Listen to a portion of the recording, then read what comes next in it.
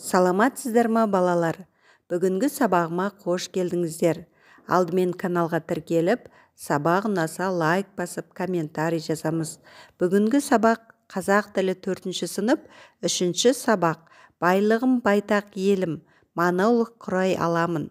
Мәтіннің тақырыбымен негізгі ойды анықтауды, тірек сөздермен монолог құрауды үйренеміз. Яғни бұл сабақтың мақсаты. 11-ші жаттығу, мәтінді түсініп оқы.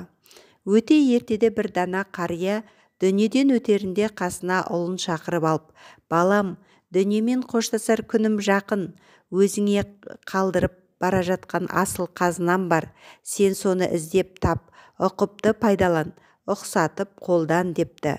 Күндердің күнінде бала әке қалдырған қазынаны іздеймін деп әбден шаршайды. Бірақ әкеден қалған қазына таптырмайды. Амалы таусылған бала ел ішіндегі көпті көрген бір қариядан ақыл сұрай барады. Әкеңнің сөзі рас балам, оның саған қалдырған қазына мұрасы тіл. Әкең сөзге шешен кісі еді ғой. Бәрімізге де сөз асылын сенің әкеңнен үйрендік.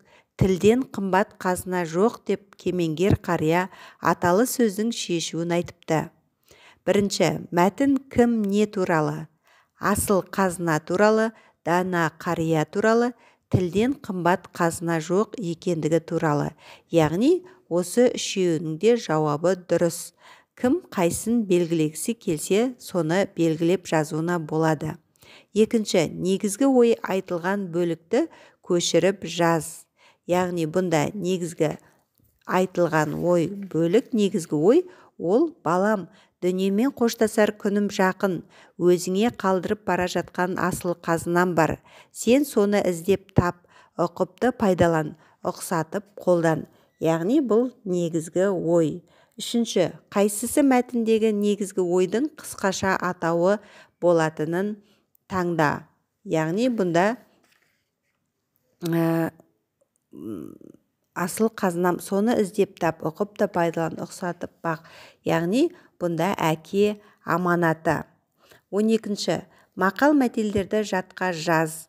Өнер алды қызыл тіл, сөзден асқан байлық жоқ, тілден асқан жүйрік жоқ. Сөз қадірін айтқан білер, жол қадірін жортқан білер. Жоғарыдағы мәтіннің мазмұнына бұл мақал мәтелдің қайсысы сәйкес келеді? Бұнда жоғарыдағы мәтінге сөзден асқан байлық жоқ, тілден асқан жүйрік жоқ деген мақал тура келеді. 13-ші, мәтінді оқы. Мен қазақ тілімін, мен сөздік қорға бай, өте көркем тілмін. Мейлінше оралымды таза тілдердің қатарындамын. Қазір мен мемлекеттік тіл мәртебесіне ие болдым. Жыл өткен сайын қанатымды кеңге жайып, өрістеп келемін. Қазақ елі менімен мақтанады, әрі мені құрметтейді. Бұл мәтін диалог пе, әлде монолог пе? Монолог туралы білетінімізді еске түсірейік дейді. Яғни, бұл мәтін сонда монолог болып саналады екен.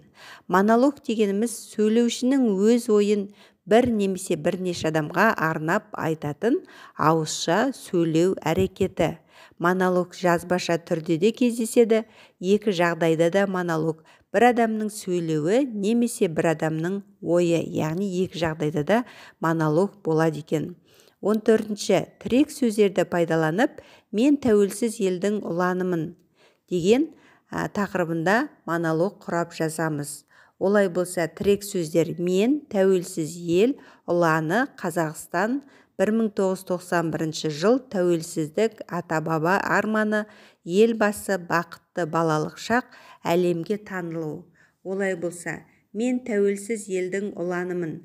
1991 жылы желтоқсанның 16-сы ел тарихында ұлы күн. Сол күні Қазақстан елінің тәуелсіздігін жариялады. Қазақ халқы ғасырлар бойы аңсаған ата-баба арманына жетті. Елбасы саясатының арқасында қазір Қазақстан бүкіл әлемге танылды. Мен бақытты балалық шағымды тәуелсіз елде өтіп жүргеніне мақтаныш етемін. Балалар, осымен бүгінгі 3-ші сабағымыз аяқталды. Сабақ ұнаса комментарийға жазуды ұмытпаңыздар.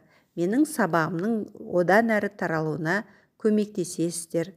Сау болыңыздар.